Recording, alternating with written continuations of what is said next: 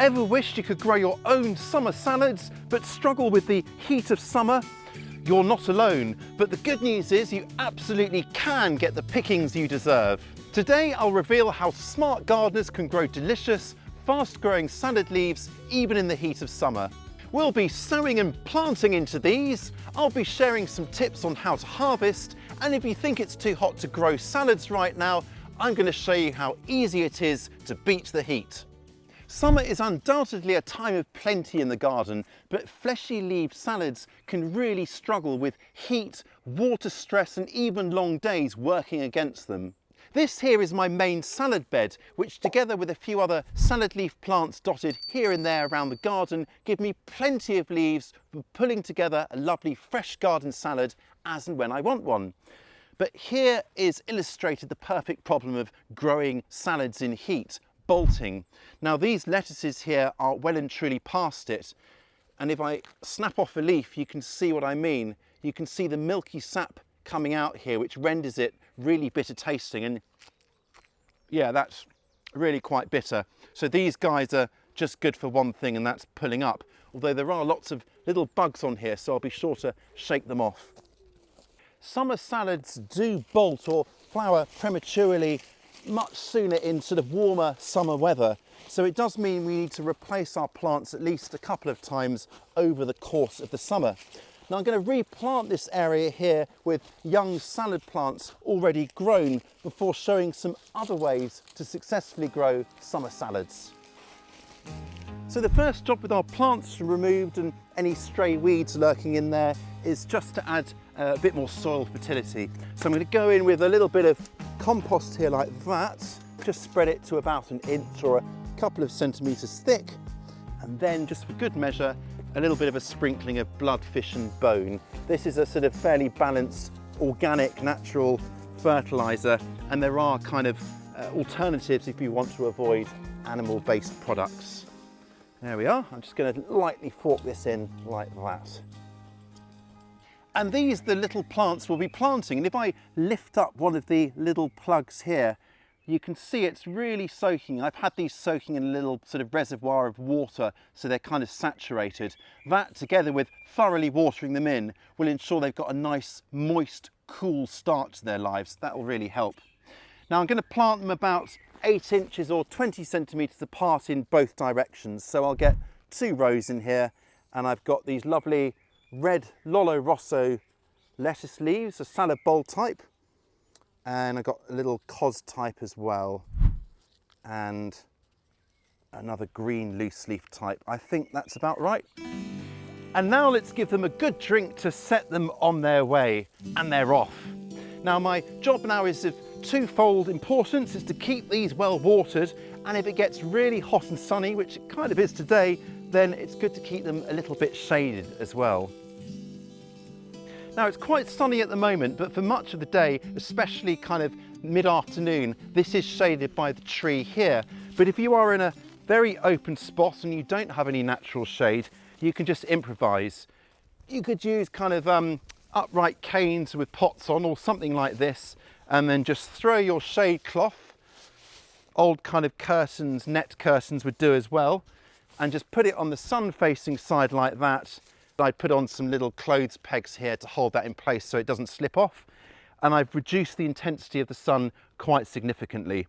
A little bit of shade together with regular watering should keep these salads much happier for much longer, and I expect to be picking the first leaves from these guys certainly within 3 weeks. So here are a couple of tips that should help with your summer sown salads.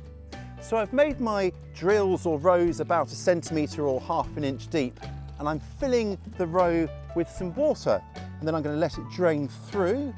There it is, and I'll water it again, and this will create a lovely, cool, moist environment around the seeds to really speed up that germination.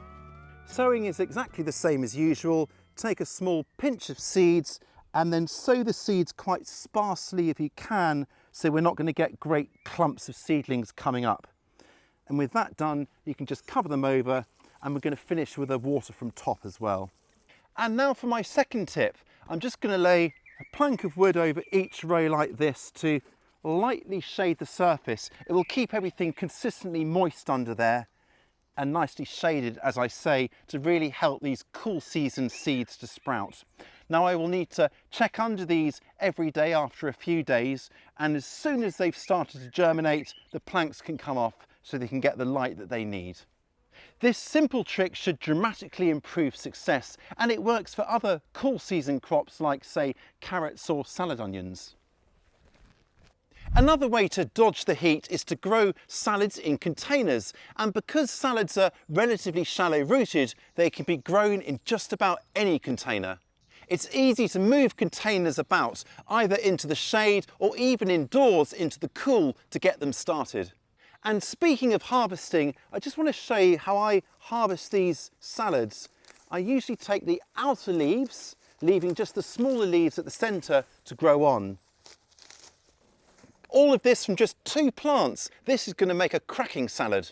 And here's that same plant just 1 week on, and as you can see, it's already grown some new leaves, so I can take another harvest, which is fab. Now this plant should continue like this for up to several weeks, which, when you come to think about it, is really rather good value.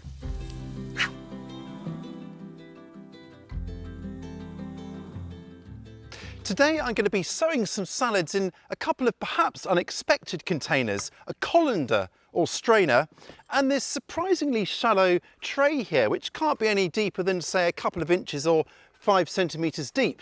Let's start with the colander. And to stop the potting mix just running straight out of the holes here, I'm first going to line it with this very light weed control fabric like this. So I'm going to cut it to size and then fold and crimp it into our colander. You all ready for this? Ding, ding, ding. That'll do. I can always fold it in once I've filled it with the potting mix. And for our potting mix, I'm just using an all-purpose, peat-free mix. Just flake away any lumpy bits and just push it nice and level like that. And we'll tuck it in as we go. And I'm going to be sowing some arugula or rocket. I just love rocket. They have such seductively spicy leaves. It's just gorgeous.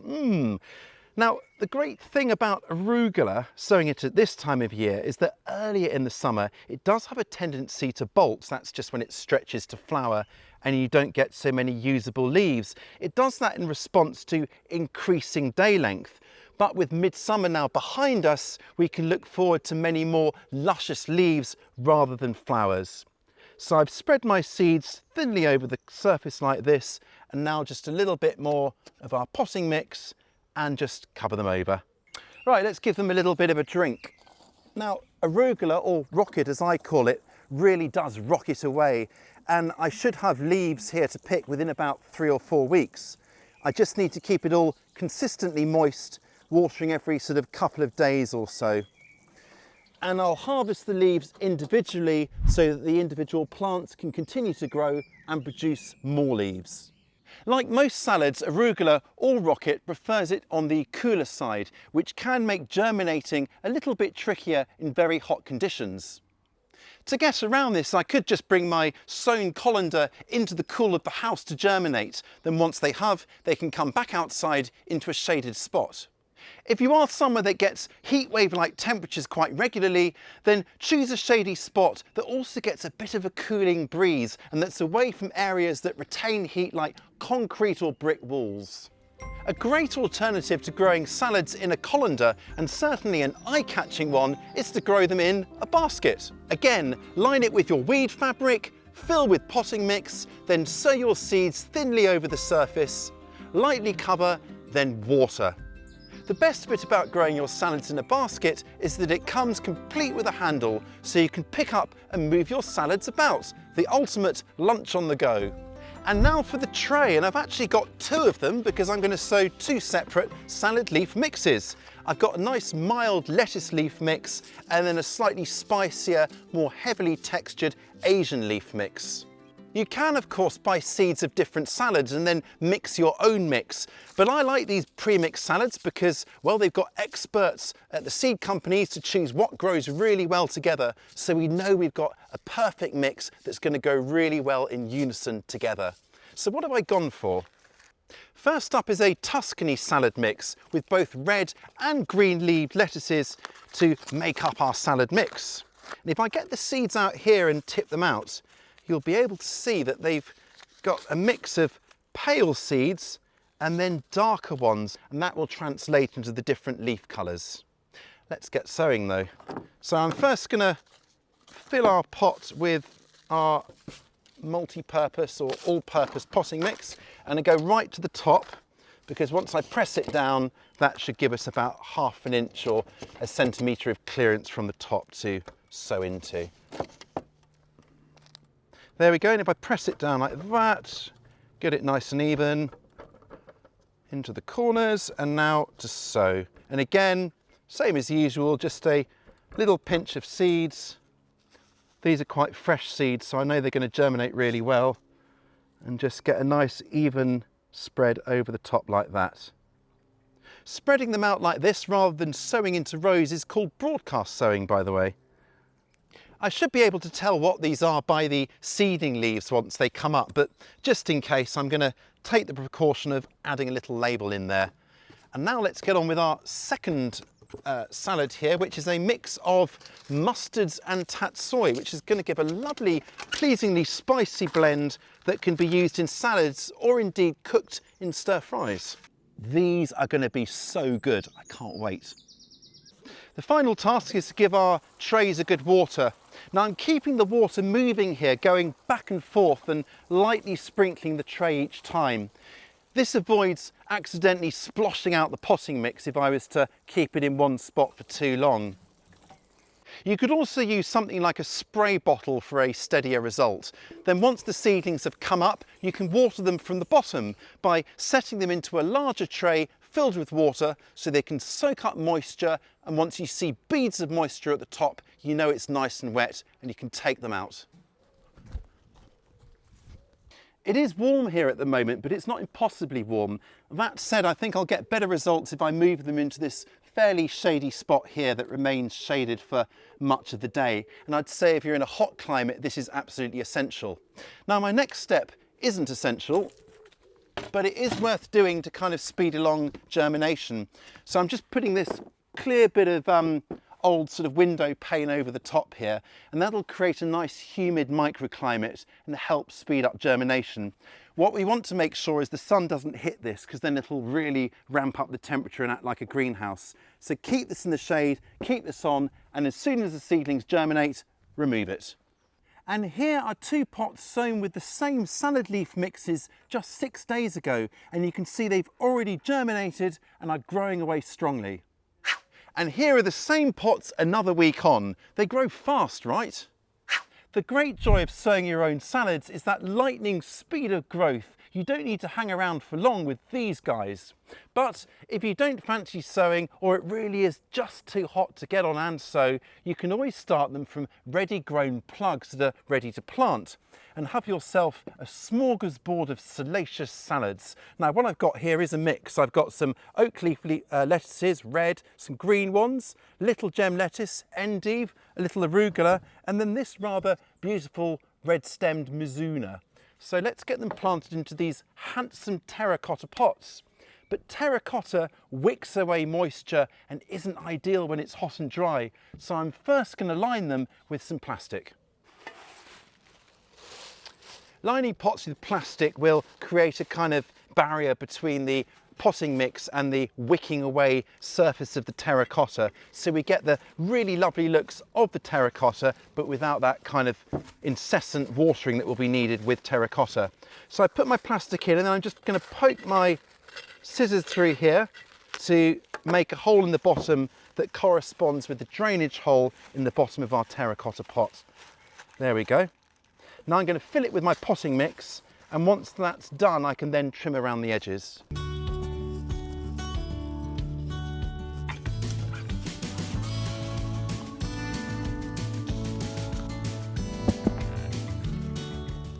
All of the salads I'm planting can be harvested just 1 leaf at a time. What it means is I can, on each passing, just take a couple of leaves from each plant and then leave the remainder to grow on and produce our next harvest. This greatly extends the life of each plant and means I can get quite a lot from a relatively small space, making this kind of growing ideal for those with really small spaces, such as a balcony or, say, a patio garden. I'm planting just 3 into each of these containers because that should give us really decent sized plants, which means I can harvest them repeatedly and really get the most from them. So you've got your pots, trays and colanders sown and planted, but what's the best way to pack them into the space you have? One method is the stepladder treatment, with each rung of the ladder serving as a platform for your pots. It's a great way to lift pots up off the ground to make more of a feature of them. This lad is in Mark Ridsdill Smith's truly chock-a-block front garden I toured a few summers ago. He has so many clever ideas, and I'll link to our video on that tour in the description below so you can watch that after you've finished here. Mark makes use of all his outdoor space, and I really do mean all, where he grows trays of cut and come again salads, red Russian kale, pea shoots and microgreens. Why not cover every surface like this? There's no point in wasting even a single square inch. The same goes for vertical spaces too, of course. Try painting or staining a standard piece of trellis, then hang this up onto a wall or sturdy fence using hooks. Secure pots to the trellis, a few loops of strong garden twine should do the trick, then fill your pots with potting mix to sow or plant into as usual. What you'll get is a beautiful wall alive with produce and colour, perfect for even the tiniest of outdoor spaces. Now, if you'd like more on setting up this vertical trellis, or indeed lots of other ideas and projects for small spaces, such as sowing pea shoots into trays, growing spuds in bins or carrots in baskets, then why not download the completely free abridged version of my book. It's got loads of clever ideas for projects like these, and as I say, it's completely free. You'll love it, I promise. Just follow the link or QR code over here, and I will catch you next time.